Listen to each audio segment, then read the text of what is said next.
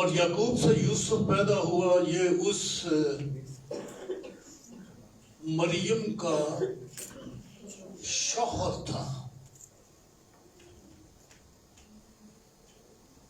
जिससे यस्सु पैदा हुआ। मरियम से यस्सु पैदा हुआ। और यूसुफ कौन था? मरियम का शौहर। मेरे हाथ में बाइबल है। मैंने बाइबल की आयत आपके सामने पढ़ी है।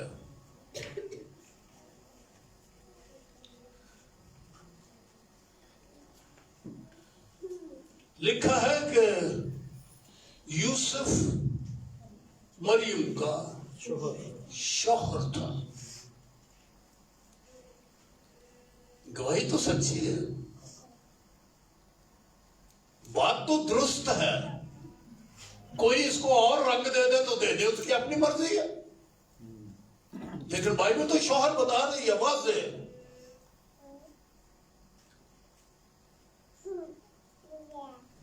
अठारहवीं आयत से पढ़ने लगा हूं।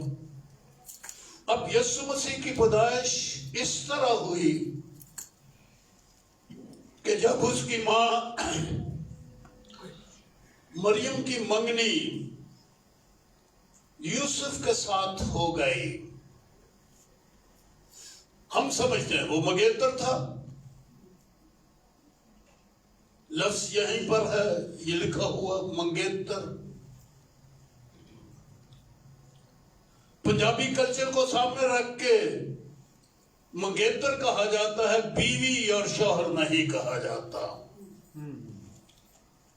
ये हम मशरकी लोगों का नहीं, मुझे मशरकी नहीं कहना चाहिए, एशियाई ये भी नहीं कहना चाहिए, मुझे ये बर्र सगीर यानी इंडो पाकिस्तान, हिंदुस्तान पाकिस्तान, इस इलाके के लोगों का कल्चर के मुताबिक मंगेतर को बीवी शौहर नहीं बोला जाता। अलबत्ता एक पहला स्टेप होता है। लोग चाहे थोड़ी सी मंगनी करके वो छोड़ भी देते हैं, कोई किसी को फिक्र ही नहीं। लोग सोचते हैं कि जरा चेक भी हो जाता है कि ये रिश्ता मुनासिब है या नहीं है। सब मंगनी होगी, मंगनी टूट गई, किसी को कोई बुरा नहीं लगा, कोई तलाक तलूक नहीं हुई। ये हमारा बर्र सगीर का, पाकिस्तानियों का, बल्कि हम पंजाबियों का ये कल्चर है। एक एक, दो दो, तीन तीन, चार चार मंगनियां टूट जाती हैं। एक था मंगनी की टूट गई, फिर मंगनी की टूट गई, फिर मंगनी की टूट गई। लेकिन ये बाइबल की मंगनी जो है, ये ऐसी मंगनी नहीं थी जैसी हमारी है। यहूदियों की मंगनी, इस्राएलियों की मंगनी वो इस तरह से होती थी कि जब बात पक्की हो जाती, लड़की और लड़का बैठ जाते, एक सुर्ख चादर के तंबू के या चुनरिया, एक चादर के, सुर्ख चादर के नीचे बैठते और फिर काहिन आ जाता, नकाह खां की तरह वो रजिस्टर ले आता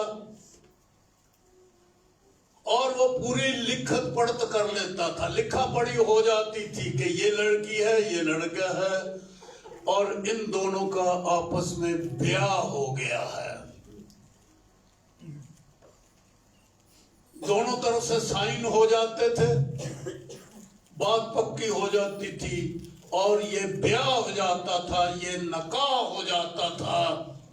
और कैथोलिक बाइबल में ये लिखा है कि जब मरियम के और यूसुफ का ब्याह हो गया, उन्होंने ठीक लफ्ज कैथोलिक बाइबल में बिल्कुल ठीक लफ्ज इस्तेमाल हुआ है। वहां ब्याह लिखा है, हमारे प्रोटेस्टेंट तर्जुमे में मंगेतर लिखा हुआ है। दोनों का माना एक ही है,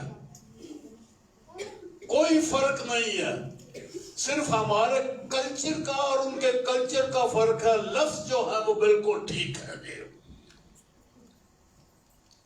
जब इस तरह से नकाह हो जाता था, ब्याह हो जाता था या मंगनी कहते हो, जो कुछ हो जाता था, उसके बाद वो लड़का मंगेतर या वो शौहर लड़की को अपने घर में नहीं ले जाता था, अपने माँ बाप के पास छोड़ के फिर वो चला जाता था, कम से कम 1 साल के लिए। फिर वो उस शहर में, उस गांव में नहीं आता था। जैसे हमारे जब मंगनी होती थी तो पेट नहीं चढ़ना, जहां मंगनी हो जाए कोई लड़का फिर जाता था, नहीं भाई ये थे मेरी मंगनी हो, पेट में ही नहीं बढ़ता। ये भागा भी यही करता था, कुछ मिलती जुलती रस्में थोड़े थोड़े फर्क के साथ। तो ये अपने बाप के घर चला जाता था, किस बात के लिए? कभी कोई मंगेतर या शौहर ब्याह के बाद लड़की को अपने घर में नहीं ले जाता था, बल्कि अपने बाप के घर चला जाता था। किस बात के लिए? ताकि अपनी दुल्हन के लिए जगह तैयार करे। अगर मसीह की तरफ भी हम ले आए कि मसीह यीशु शौहर है, कलीसिया उसकी दुल्हन है, और हमारी निस्बत ग्रंथियों का हाथ में लिखा है, हमारी निस्बत उसके साथ हुई है, हमारा वास्ता जोड़ा, एक जोड़ दिया गया है, मियाँ बीवी का, शौहर और दूल्हा का, दुल्हन और दूल्हा का एक ताल्लुक जोड़ा गया है। तो यीशु मसीह ने कहा मेरा जाना तुम्हारे लिए फायदेमंद है, मैं जाता हूं, जाके तुम्हारे लिए जगह तैयार करता हूं, फिर मैं आऊंगा और आकर तुम्हें ले जाऊंगा। यह है मियां बीवी का ताल्लुक। हमारा यीशु मसीह ने भी कलीसिया के साथ, कलीसिया को दुल्हन कह के खुदा बाप ने निस्बत हमारी की। यीशु दूल्हा है, कलीसिया दुल्हन है, और वो गया है आसमान पर। एक दिन 1 साल के बराबर होता है जी। एक दिन गया, तीसरे दिन वो आने वाला है। एक दिन दरमियान में है कि वो जाके हमारे लिए नया यरूशलेम 1500 मील ऊंचा, 1500 मील लंबा, 1500 कह रहा हूं मैं, गज नहीं कह रहा, मील कह रहा हूं।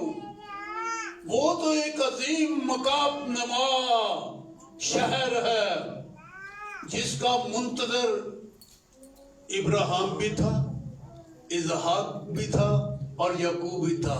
वो उस हाथ का, उस शहर के मुंतजर थे जिसका बनाने वाला और ममार कौन है?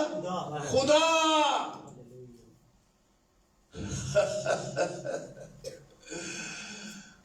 यीशु मसीह के लिए, दूल्हा के लिए, वो जो मुजस्सम होकर आया, उसके लिए जो घर ऊपर तैयार हो रहा है। यीशु ने कहा मेरे बाप के पास बहुत से मकान हैं, अगर ना होते तो मैं तुम्हें जाता हूं, जाकर तुम्हारे लिए जगह तैयार करता हूं। तो इसी तरह से यह हुआ कि जब मंगनी हो गई,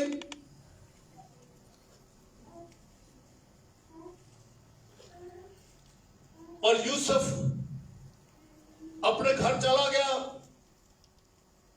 मरियम अपने घर रह गई, रुखसती ना हुई,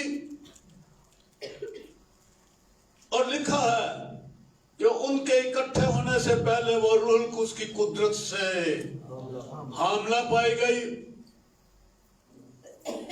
जहां मंगेतर लिखा है, इसी अंजील के अंदर आगे पढ़िए क्या लिखा है? बस उसके शौहर, बोलिए ना जी, शौहर। मंगेतर तो नहीं लिखा ना जी। भाई मान जाना चाहिए कि ये मरियम का शौहर था। वो उसका शौहर था, वो उसकी बीवी थी। पढ़ता हुआ जो रासपास था और उसे बदनाम करना नहीं चाहता था, उसे चुपके से छोड़ देने का इरादा किया। वो इन बातों को सोच ही रहा था कि खुदा उनके फरिश्ता ने उसे ख्वाब में दिखाई देकर कहा, ऐ यूसुफ इब्न दाऊद, अपनी बीवी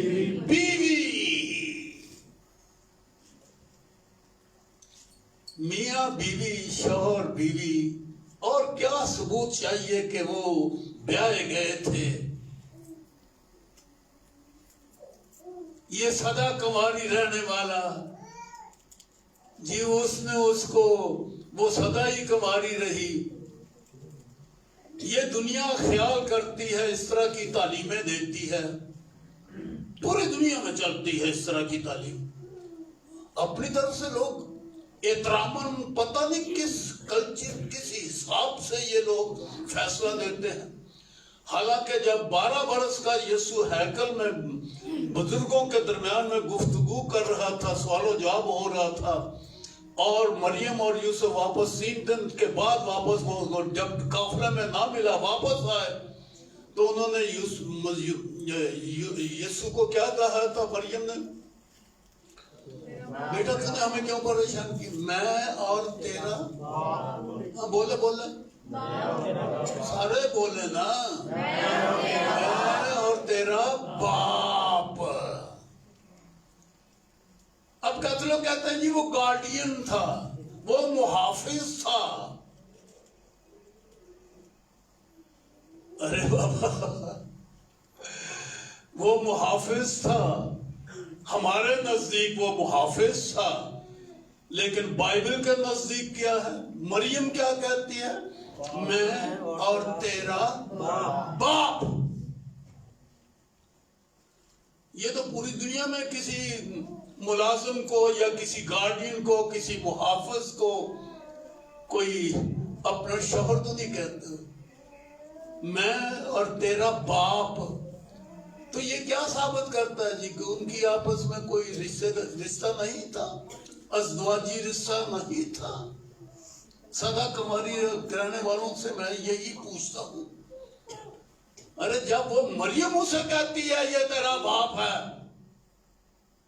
हालांकि वो किस निस्बती बाप था ना, मरियम का शौहर होने के सबब से उसका बाप था ना। हकीकी बात तो आसमान पर है, जिसे वो कहता था ऐ हमारे बाप, ऐ बाप तू जो आसमान पर है, आए बाप, आए बाप। और मरियम को कभी उसने मां कहा ही नहीं। पूरी बाइबल में देखा यीशु ने कभी मरियम को मां कहा? पढ़ा आपने? बोले ना बेटियों, यीशु ने मरियम को कभी मां कहा? क्या वो मुनकर था मां का? नहीं, वो उसकी मां थी, बाइबल कहते हैं। वो हकीकी मां थी उसकी, पर कभी उसने मां नहीं कहा। क्यों नहीं कहा? क्यों नहीं कहा? क्योंकि एक को वो अपना बाप कहा करता था जो आसमानों पे है। जब उसको बाप कहता है और मरियम को मां कहना शुरू करता, तो दुनिया के बेवकूफ लोग ये कहने लगते कि खुदा की और मरियम की आपस में शादी हुई थी।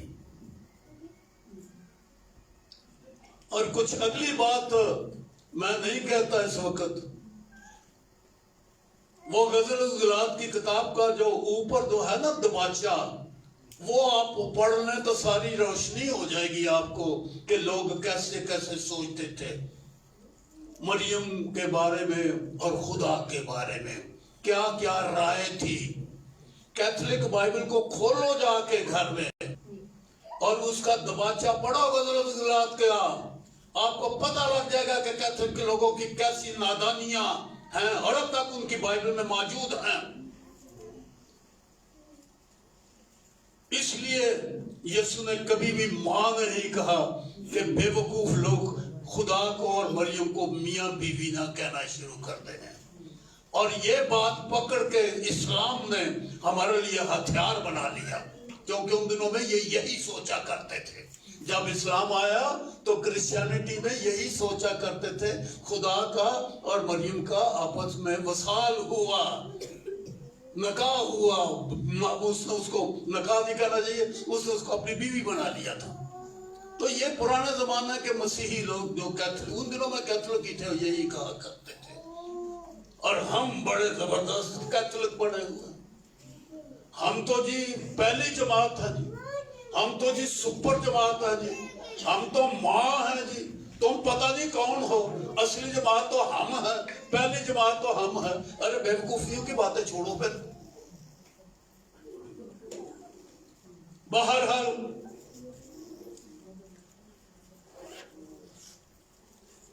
इन बातों के बाद, इन बातों को सोच ही रहा था कि खुदा के फरिश्ते ने उसे ख्वाब में दिखाई देकर कहा, ऐ यूसुफ इब्न दाऊद, अपनी बीवी मरियम को अपने हाथ ले आने से न डर, क्योंकि जो उसके पेट में है वो रुल्क उसकी कुदरत से है।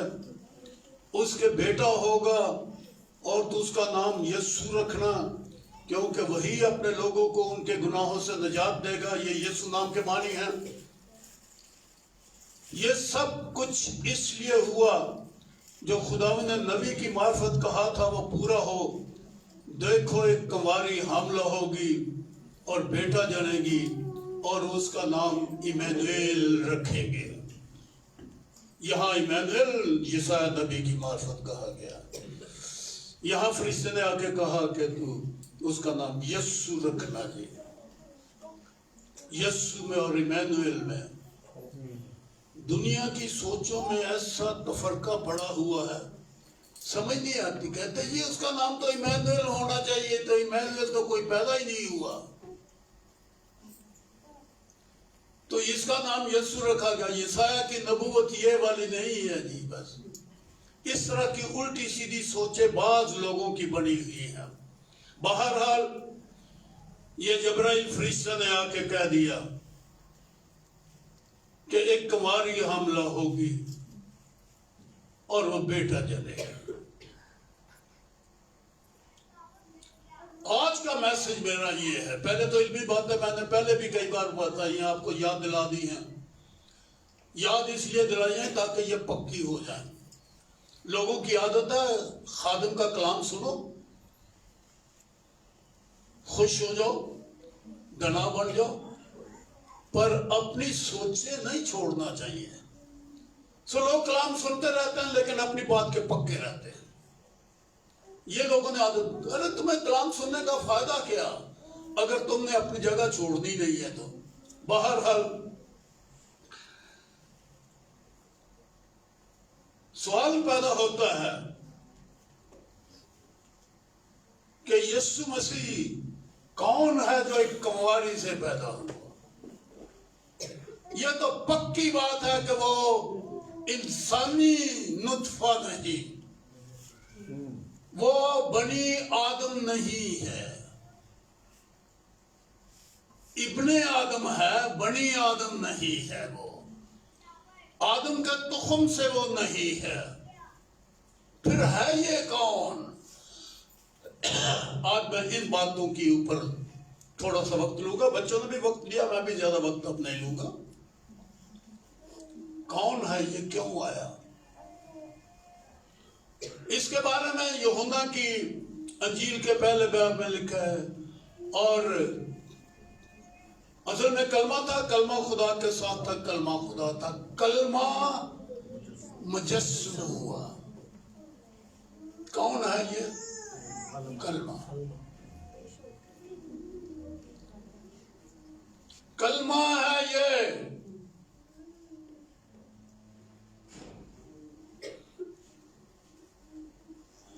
अब बाज ये कहते हैं कि पाक रूह मुजस्सम हुआ, खुदा का रूह मुजस्सम हुआ, और बाज कहता है खुदा का रूह मुजस्सम नहीं हुआ, खुदा का रूह नहीं आया। यीशु मसीह में इंसानी रूह थी। खतरनाक तालीम इस दुनिया में नेट के ऊपर बहस चल रही है कि यीशु में इंसानी रूह थी या खुदा की रूह थी। पेंटिकास्टल कई कहते हैं कि उसमें इंसानी रूह थी। एपी जशवा यही तालीम देता है, डॉक्टर बन गया है। जब मेरे पास आया था उस वक्त वो मैट्रिक भी नहीं था, मुझसे सेमिनरी की और मैट्रिक भी कर लिया। अब फिर वो होते होते डॉक्टर हो गया है और तालीम ये देता है कि यीशु मसीह में इंसानी रूह थी। और लोग उसकी सुनते हैं, उसके पीछे चल लग जाते हैं, इसलिए कि कलाम की सच्चाइयों से वाकिफ नहीं है। बाइबल फरमाती है कोई इंसानी रूह मुजस्सम नहीं हुई, खुदा का कलमा मुजस्सम हुआ। रूह को उसने छाया किया मरियम पर, और मरियम के पेट में क्या आया जी? कलमा, खुदा का कलमा। और कलमे के बारे में लिखा है अज़ल में था, वो कलमा अज़ल से था, खुदा था। कलमा खुदा है।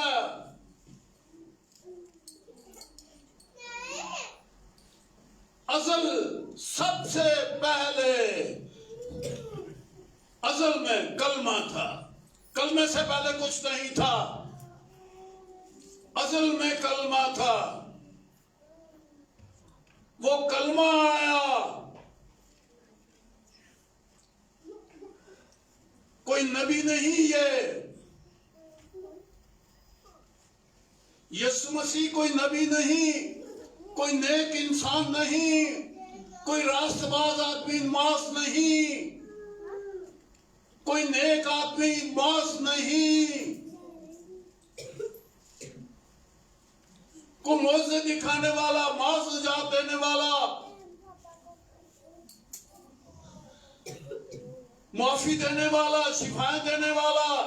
लोग बहुत कुछ एहतराम में जानते हैं और पहचान करते हैं, लेकिन दर हकीकत वो है क्या?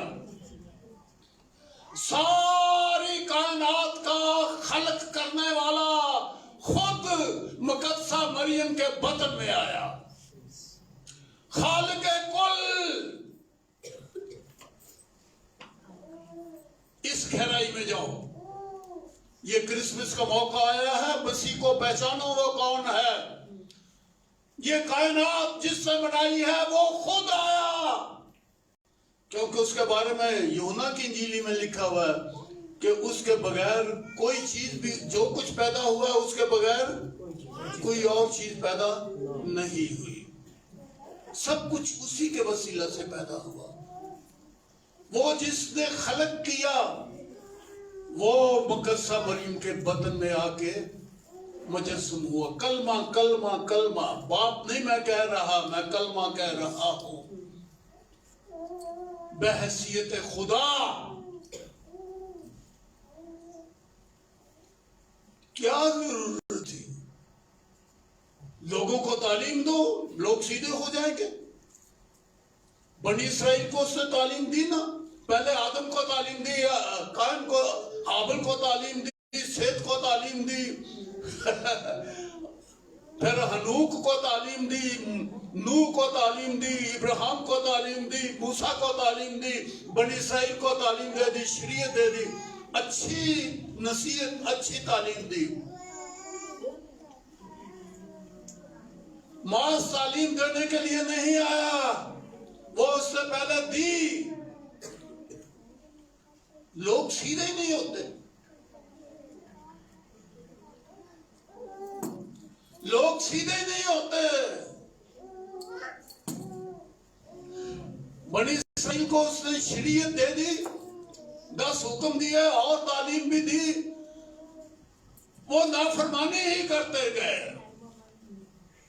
वो गल ना को पंजाबी दे आख्या जाता है, बंदे दे पुत्र नहीं बने,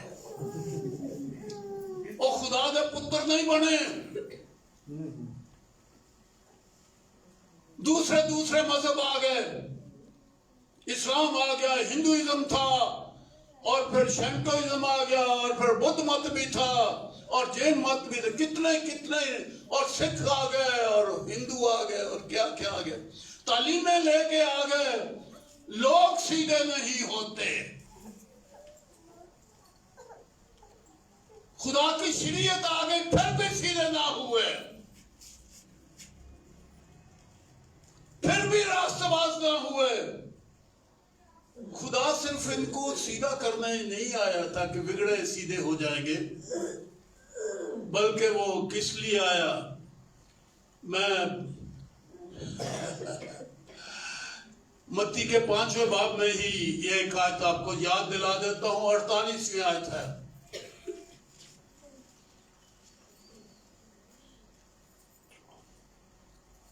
बस चाहिए, सुन रहे हैं जी, सबकी तवज्जो है? हाँ नहीं, बालों का तो ध्यान बाहर जा रहा है। हाँ जी, बस चाहिए कि तुम कामिल हो, कामिल हो,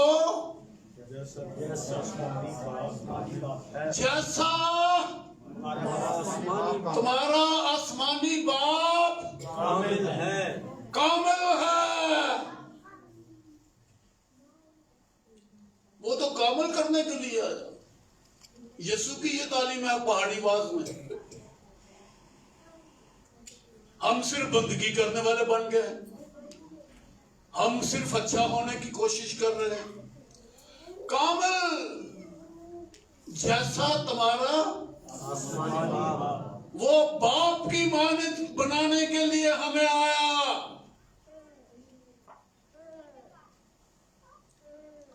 इसके साथ ही एक और आयत भी मैं आपको याद दिला देता हूं। इब्रानियों के 12वें बाब के अंदर बड़ी पता की बात, अगर आज से इस आयत को अपना लेने, मैंने क्या कहा है, आज से इस आयत को अपना ले, पक्का कर ले अपने अंदर। दूसरी आयत है, और ईमान के बानी और कामल करने वाले यीशु को तकते रहे।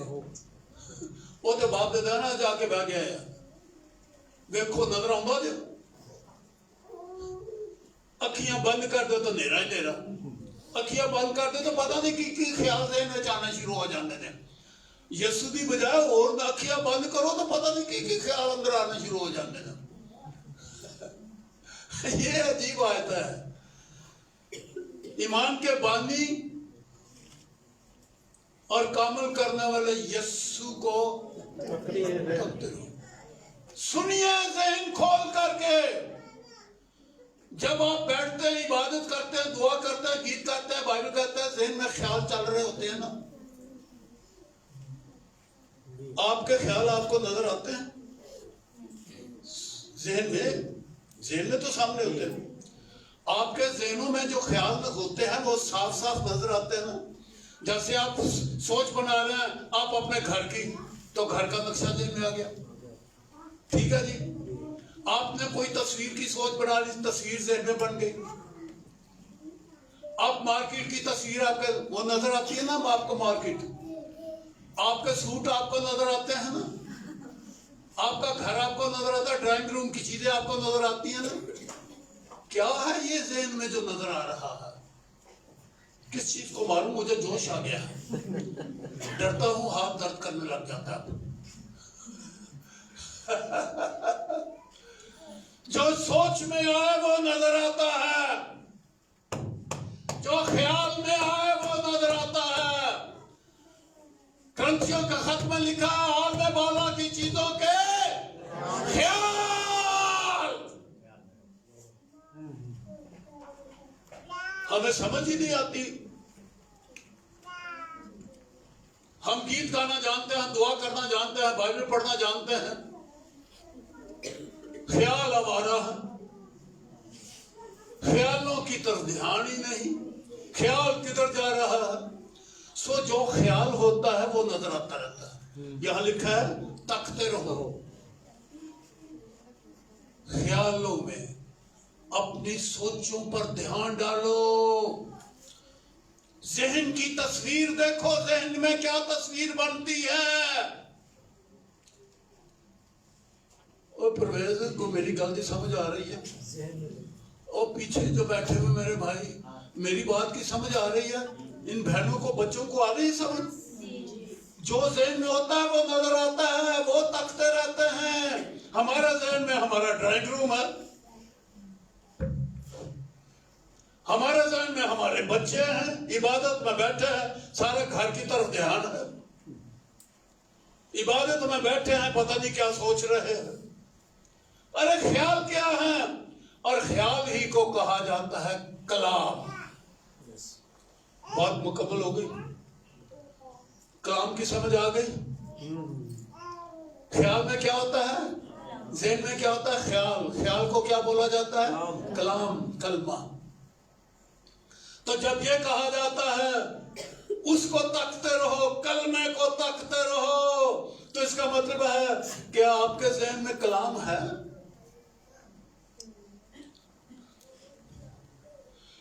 खुदा कलमा है, बेटा कलमा है, खुदा का कलमा है, अजली है, अबदी है, खुदा है। अगर वो हमारे ज़हन में रहे,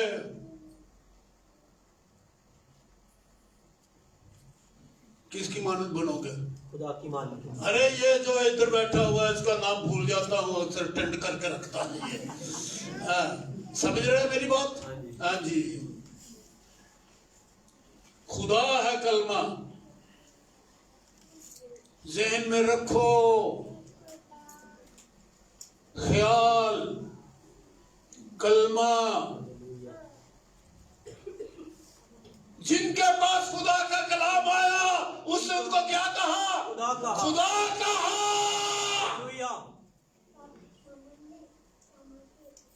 खोले केड़ियां तलीमा लाई फिरते जी, मैं ठीक चंगा बन जावा तो मैं ये कर देवा।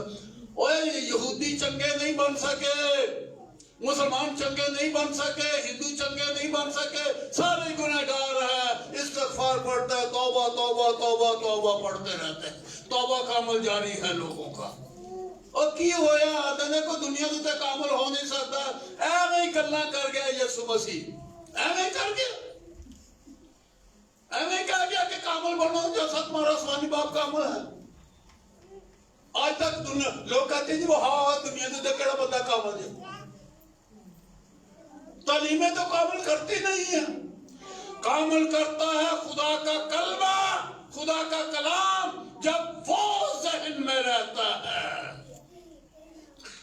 पर है वो खुदा, समा तो सकता नहीं, इसलिए वो मुजस्सम होके इंसान बना। ये है क्रिसमस। जब वो पहाड़ पर उतरा था क्या हालत थी दूर की, सीना पहाड़ की क्या हालत थी, थर थर कांप रहा था, आग की मानद जल रहा था। इसलिए मुजस्सम कलमा जब आता है फिर हम बर्दाश्त कर सकते हैं। अगर कलमा मुजस्सम न होए तो खुदा की हैबत को, लिखा है कोई मेरा चेहरा देख के जिंदा रह ही नहीं सकता। किस खुदा को मांग रहे हो? जाहिल हो जो मसीह को छोड़ के खुदा की तलाश में हो।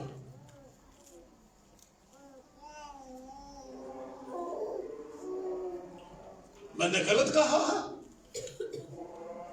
वो खुद कहता है मेरे बगैर कोई बाप के पास जा नहीं सकता। कलमा अंदर कोई नहीं, कलाम अंदर कोई नहीं, मुजस्सम यीशु कोई नहीं है अंदर।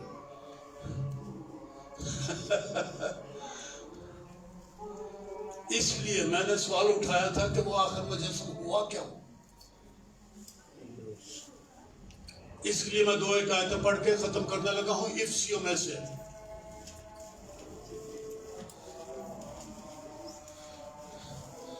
तीसरी आयत पहले बाब की। मेरी ये किताब पढ़ लो, इफ्सियों की तफसीर में यूनानी जबान में की है, यूनानी जबान दे विच मैं जी तफसीर की है बाइबल रख के पढ़ लो, चंगे रह जाओगे। इफ्सियों दे खत की तफसीर मामूली कीमत है 250 रुपए विच। इफ्सियों दे खत की समझ आ जाएगी। हाँ जी, पढ़ते हैं तीसरी है। हमारे खुदावंद यीशु मसीह के खुदा और बाप की हम्द हो जिसने हमको मसीह में आदि किथे शरीयत विच और शरीयत विच कवानीन ज़ाब्ते हयात ओदे विच नहीं, जिसने हमको मसीह में आसमानी मकामों पर हर तरह की रूहानी बरकत बख्शी। चुनाचे उसने हमको, आप पढ़िए जी क्या लिखा है, बनाए आलम से पेशतर, बनाए आलम से पेशतर। ना जमीन थी ना आसमान थे ना उनकी मामूरियां, कुछ भी नहीं था। एक कलमा था, असल में कलमा था, वही मजसूम हुआ, उसी को मसीह कहा गया है। उसने हमको बनाए आलम से पेशतर, उसमें बनाए आलम से पेशतर। आगे क्या है, उसमें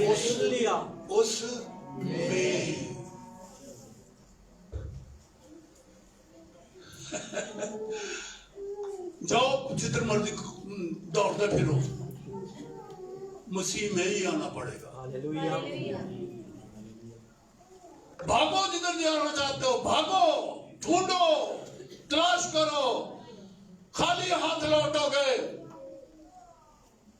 लौटकर मसीह में आना पड़ेगा। क्या बात, हम दबारे मन वाला तारा है।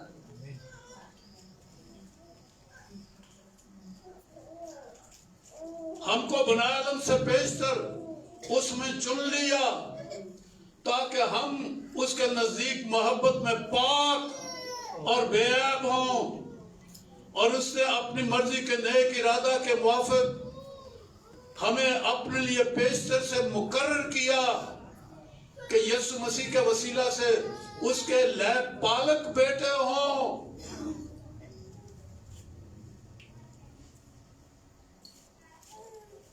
और फिर 11वीं आयत, उसी में हम भी उसके इरादा के मुवाफिक जो अपनी मर्जी की मसलत से सब कुछ करता है, पेशतर से मुकर्रर होकर मिरास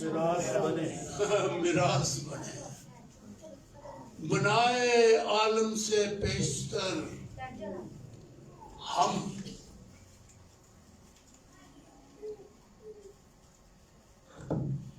कदों कुदे हो तुसी, किथों आए हो?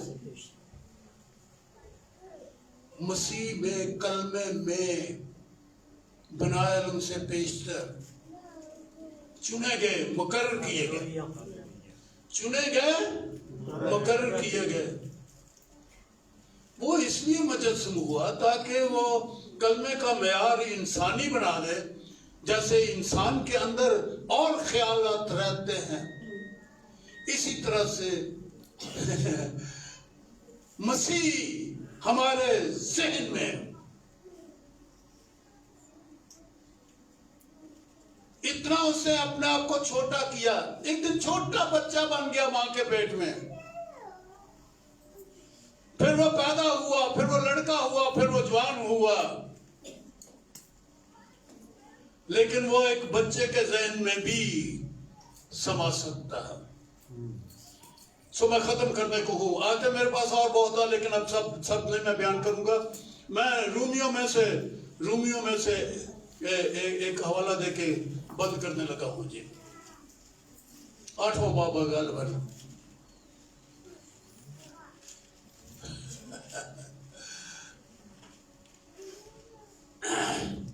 नवी आज से निकालने जरूरी है, निकालने जरूरी।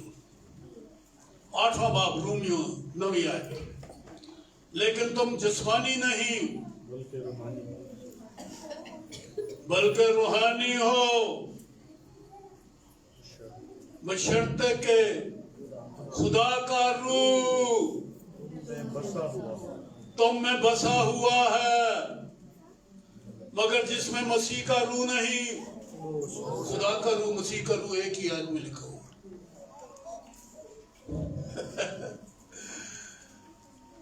बशर्ते के खुदा का रूह तो में बसा हुआ है, मगर जिसमें मसीह का रूह, ये खुदा का रूह और मसीह का रूह एक ही बात है। मसीह के अंदर के जो रूह है वो कलमा है, कलमा है, इंसानी मेयार में आ गया है। मसीह को अंदर लेना एक बच्चे के लिए भी मुश्किल नहीं। एक बूढ़ा जिसकी याददाश्त मेरी तरह कुछ कम हो जाती है, मेरी याददाश्त कुछ कम हो गई है, 90 साल का हो गया हूं, याददाश्त कुछ कम हो गई है मेरी। एक बच्चे में भी वो समा सकता है, एक इंतहाई पीर में भी वो, बहुत बूढ़े में भी वो समा सकता है। इंसानी मेयार का है ये कलमा इंसानी मेयार में आ गया है, इसलिए मुझे सुख हुआ। आज पता लगा कि क्यों वो इंसान बना, ताकि एक एक इंसान को खुदा में ले जाए, ताकि सब में खुदा हो। बरकत दे खुदावंद आपको, हालेलुया। सरों को झुका दे और आज कलमे को अपने अंदर पूरी तरह से कबूल कर ले।